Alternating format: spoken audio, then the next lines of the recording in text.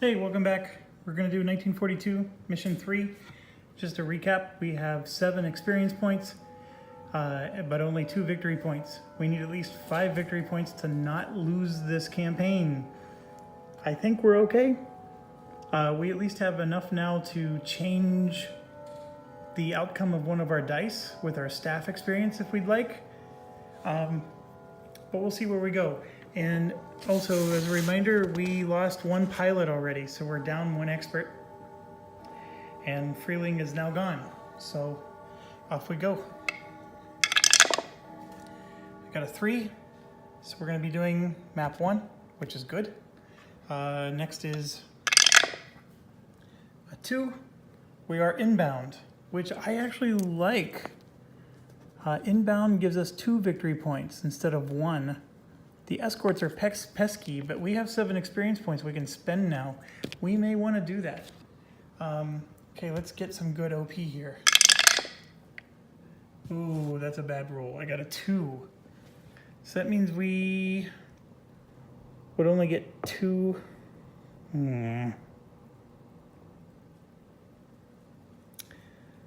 Oh, I don't like this. Mission 3 out of 6.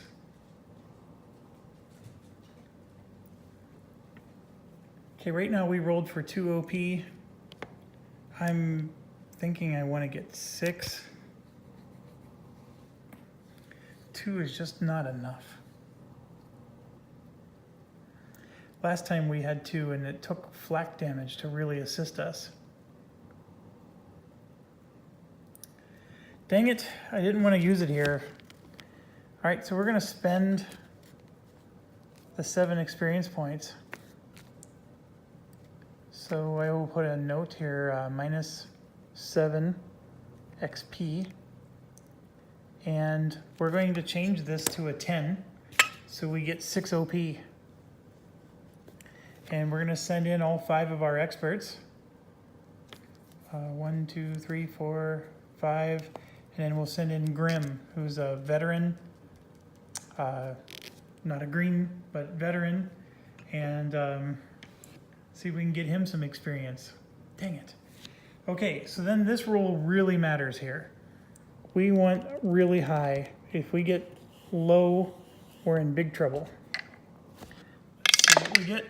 I got a 7. Well, that's pretty high. L4S, we'll take it. L4S. So moving over to here, the turn is 1. The escorts are going to exit on turn 4. They are present right now. So I'm gonna just take 2, 1, 2, randomly away. Escorts are going to be present on turn 1. Okay, so that's that. Now we're going to get our situation manual. Map 1, inbound, is page 1. So we're going to go ahead and roll this die here. I rolled a 1. There's no damage. Ahead of time, I was supposed to also roll for the formation, so let's do that. It's an even number, so it's going to be this formation up here, which is 4 bombers. I would have preferred this one with 5, but that's okay. We'll take it. And there's no anchored roll. Let's roll for the sun. I rolled a 9. There is no sun in this one. That's unfortunate. Now tactical points. I rolled an 8. That gives us 4. And then this is the big one. We need a really high flight limit. No! No! It's 5. So that means we're going to have escorts harassing us the entire time. Dang it, dang it, dang it, dang it. Okay. That is where I was hoping to spend my 7 experience points, and then I was going to make sure we had a 10 turn flight limit so we can I was hoping to get 2, 4, 6, 8 points. We're in trouble. Okay, so we're gonna do our move. This one is our only non-expert. And I'm gonna take all 5 of my experts.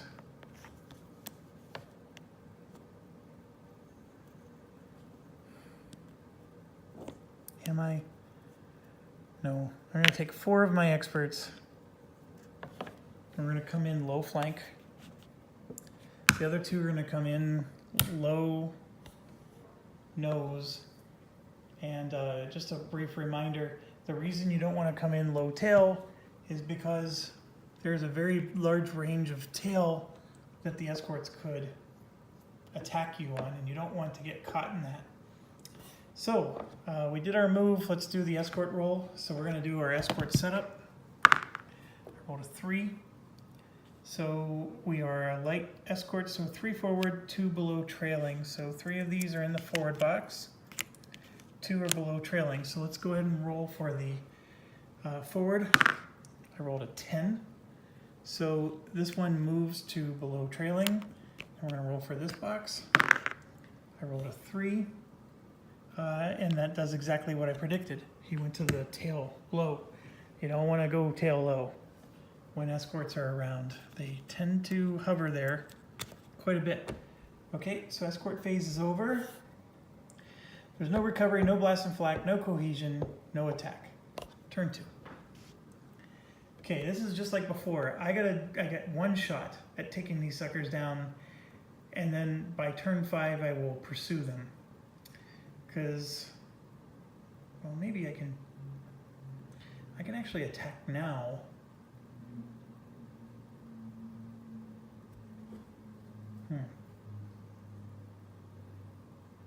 No. Well, here's some things to think about. I can't go level, which is where I want to go. Even though I can move there for free, this escort will move up and attack me. So the best I can do is a high approach from the tail, or I can do, I also can't attack from the oblique. Here's why. You cannot be oblique in order to get swarm. So we're gonna waste a turn to move this to tail high, but that's fine. If I was thinking about this more, I probably would have put 4 guys there on nose low, and then I could have attacked this turn if I would have put my 4 guys on the nose. But I wasn't thinking. That's okay. These guys will move up to nose level though, and the escorts go. So we're gonna roll for the middle. For the forward guys, I rolled a 2. So one of them's going to above trailing. That's not good. And then these other ones, I rolled a 3. He goes to the tail low, and all that does is he just replaces the 1, and then this guy returns to there. I like putting him on the bottom. Okay. Turn 3, everybody's going to attack. So those move forward, and we do, start at the bottom one here. I rolled a 2. He goes to the forward station. I'm gonna go to the forward station, roll for him. I rolled a 3. He goes to above trailing. And the above trailing, as long as I don't roll a 6 through a 10. Oh no. He goes to the box with the most fighters. So I just ruined 7 experience points. Okay, so this guy goes here, and we now have a dogfight. So let me get out the sheet for that.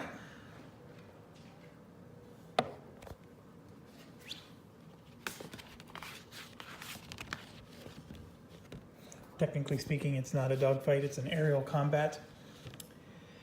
Okay, so we're the BF-110. He's coming from high, so we do not get height advantage. I'm sorry, we're a BF-109. I think I've been doing the 110 on some of these checks over here. My apologies, I was using the wrong section. I don't think it mattered. I'm I'm going through mentally all the different checks I've done. But anyways, apology for that. So BF 109, no, the fighters are not higher than the escort. The escort's actually higher than us. Because when you come from above trailing, you're always higher. Okay, the only thing is there more. There are 4 of them, and there's 4 of me. So there's double no's. We're using the bottom row here, which is bad. And let's go ahead and roll. And I got a 10. Ooh, that's a good outcome. That's a good outcome. So BF 109 against the Spitfire is BE. B is break off. Fighters and 1 escort marker exit. And then the E means 1 fighter earns a kill. So we get to give experience to 1 person. So I have Kremler, Adamite, Buttfargen, and Schmidt. I will give it to Buttfargen. Everybody exits though. Those 4 are out of the game. So the 7 experience points was a waste. And I'm going to get no victory points, which is what I was going for. What an awful. The Spitfire is destroyed. Doesn't matter, it would have exited anyways. What a bad mission this is turning out to be. Okay.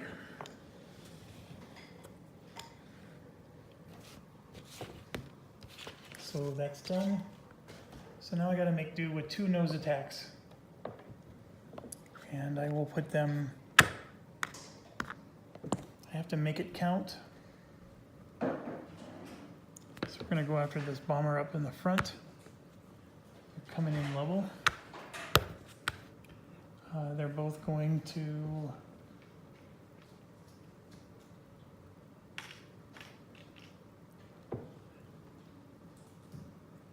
climb, roll to the left, and I'm going to let them be direct. So we're going to do a collision check with them.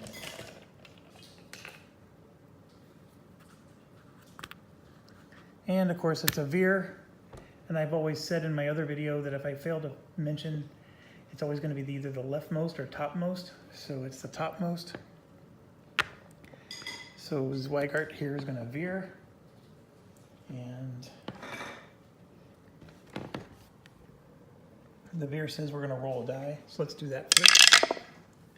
I rolled an 8. If the number rolled is less than the number of fighters in the element, I get a hit. If it's higher, all fighters in the space break away to tail position. So everybody breaks away to tail. So the entire attack is called off. So I'm going to return high because I don't want to go low.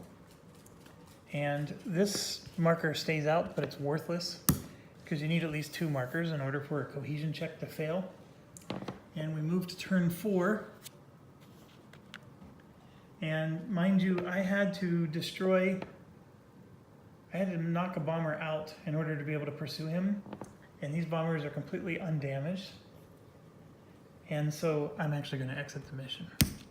Call it a day. So, awful mission 3. Thanks for watching. I may end up losing the campaign.